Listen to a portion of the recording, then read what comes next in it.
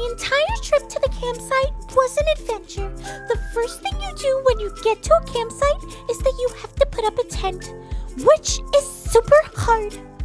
We laughed a lot and couldn't seem to get the poles right, but finally we did it.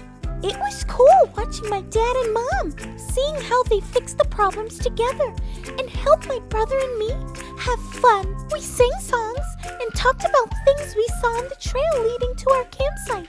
I realized something. It surprised me. But at home, I always use my iPad or watch TV and don't really spend time with my family as much. When we were on the trail, we spent more time talking and helping each other.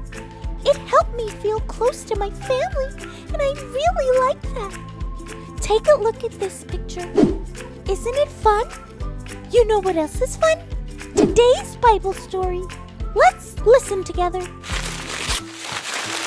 It's time for our Bible story. Today we will learn another fun story about Jesus.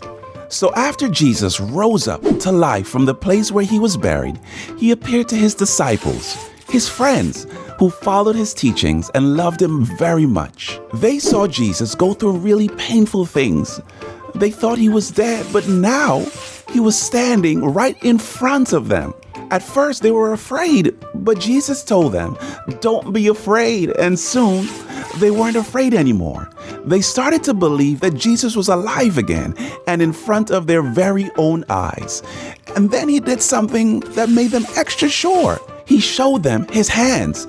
His hands had scars that proved it was him, the same Jesus that was on the cross just a few days before. When something happens to you, like skinning your knee, when you're playing outside, usually you can see where you were hurt while it's getting better.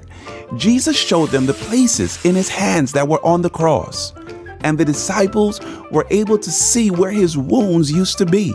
Jesus went through all of that because he loved the world and wanted to save us all. When they saw the scars on Jesus' hands, the disciples knew without a doubt that it was truly Jesus. He really did raise up back to life. And because of what they saw with their own eyes, they would have the courage to tell others what they saw. Our family really connected on the trip. I talked to a little squirrel. That was super fun. And my brother and I made funny and bubbly sounds like the water that was flowing next to the trail. That Bible story was something great though, wasn't it?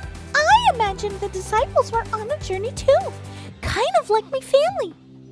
They had to hike through all sorts of things together. Jesus brought them all together and helped them to believe. And Jesus does that for us too. No matter who we are, Jesus connects us to each other. When we believe in Jesus, together we can do things we couldn't do by ourselves. Well, gotta run now. I'm still trying to catch up on the sleep that I missed while I was camping. Thanks for tuning in and growing